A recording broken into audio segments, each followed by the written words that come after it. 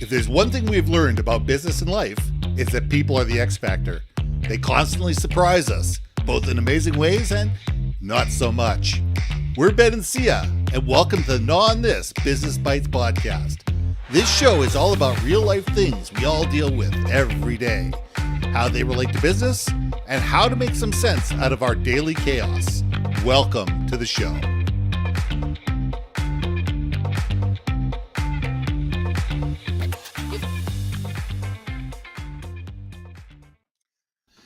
And welcome back to another episode of Gnaw On This Business Bites. I'm Ben and this is Syya. And I want to talk about a trend. Well, it's not really a trend. It's been going on for years, but it's one of those things people go, hey, have you been hearing about? Well, it's been going on for years, but maybe this is the first you've heard about it. Fractional leadership. Now, fractional leadership is different than consulting. Consultants come in, they tell you, hey, listen, I'm going to come in and investigate your situation. Hey, Gwen, you got a broken arm. Here's a report. Here's my invoice. I'm out of here. Maybe it's not that blunt. Maybe it's not that cut and dry, but a lot of cases it is. A fractional leader embeds themselves in your organization. They tell you not only, hey, listen, I see you've got a broken arm. Let me set it for you. Let me help you with physio, and let me help you with some tasks that you're doing while you're recuperating.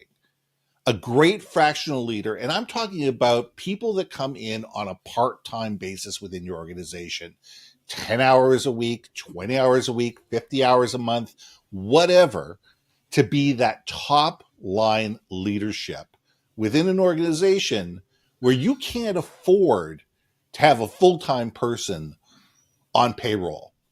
You can't afford to pay for not only the payroll that goes along with it, but also the healthcare benefits and everything else. You can't justify it at this point in time. You know you need that strategic help, but you don't need it, 5 days a week, 50 weeks a year. You need somebody who can come in, help you with the strategy, help build the tactics, give ideas to a team, let them walk away, let them come back, see what the team's done, and augment and modify as necessary. I mean, this is something that I've been doing for years for my clients. It's probably the majority of what I do in terms of the business. But if you look at it, there are chief financial officers, chief operating officers, chief marketing officers, chief communication officers, fractional podcast producers. There's a variety of different people that you can go out and look at who are there to sit there and say, look, I've got 30 years in the business. Let me come in, do what I do best. You're not going to pay me full time. You don't have to worry about my benefits. When it's time for me to leave, I'll leave. My job is to set you up for success and put you together. Bing, bang, boom. And they're gone, and they're there when you need them next time. I think we need to know on this. Syya? So absolutely. There's a difference between a quarterback and a coach, right? Yes.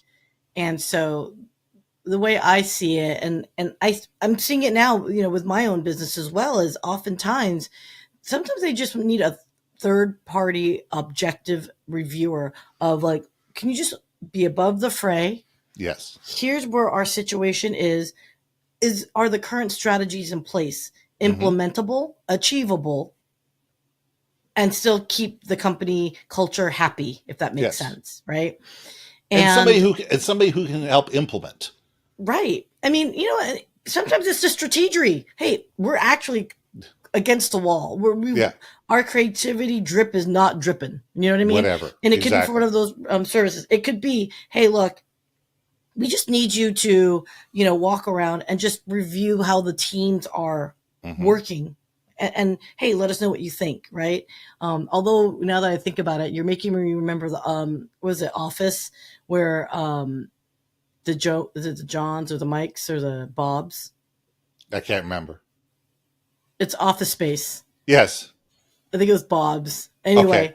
But I get it. I mean, I know it gets a bad rap because also at the same time is if the executive management level, the leadership makes it clear that whomever this consultant is coming in is really what the purpose is, because otherwise you'll get a Bob's situation from Office Space, right? Where everyone's like, who the hell are you?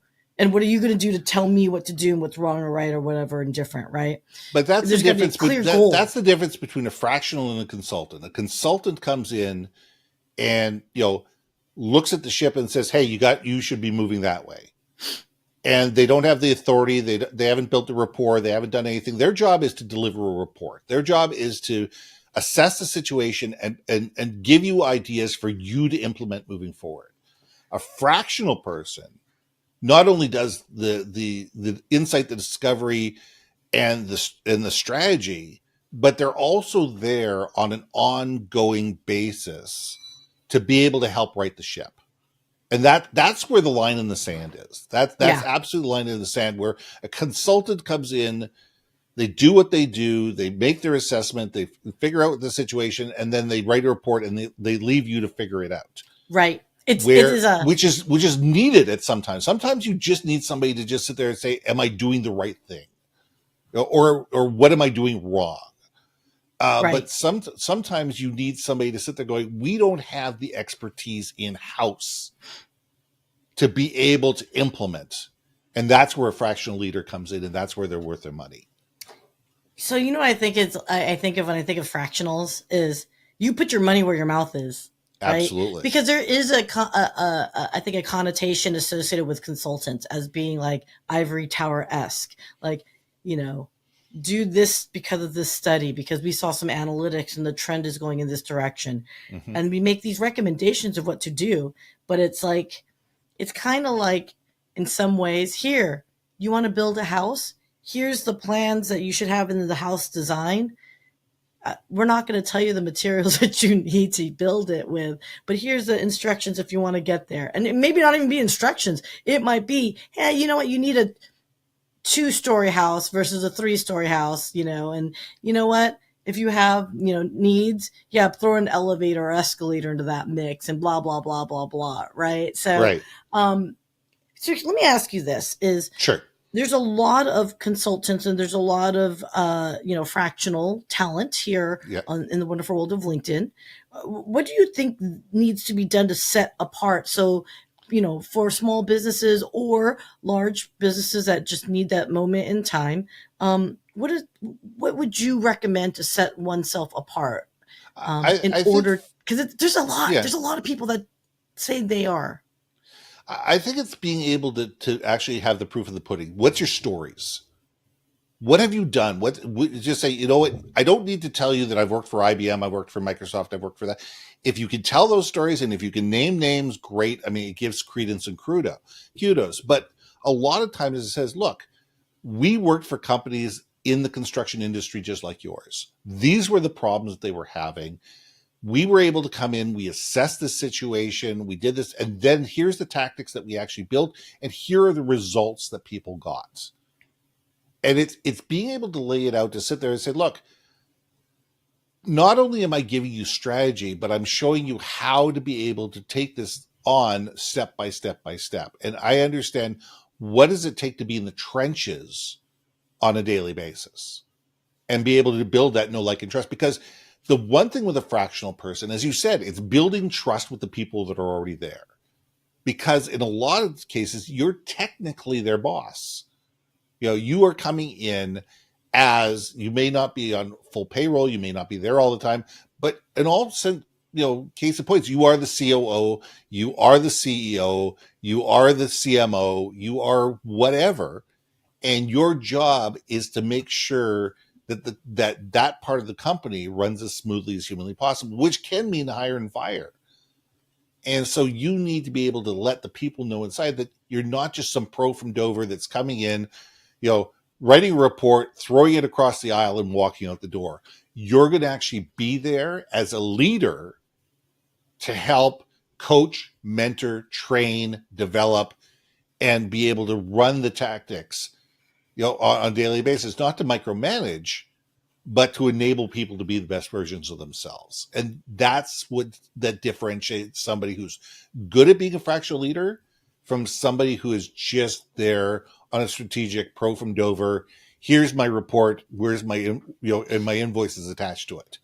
So, you just made me think about this, because the audience is different. When Very much you so. bring in a consultant, that consultant is for your executive leadership, for their reevaluation of whatever that it is that they've implemented or what they're thinking about for the next step for the company. I feel like a fractional is, we need you to integrate with everybody on the team. We need you to work collaboratively with executive leadership, but we also need you to ingratiate yourself with the actual people who are making it happen, which is the team, right? Yeah. So, and stakeholders outside the company. yeah, 100%. So yeah, I think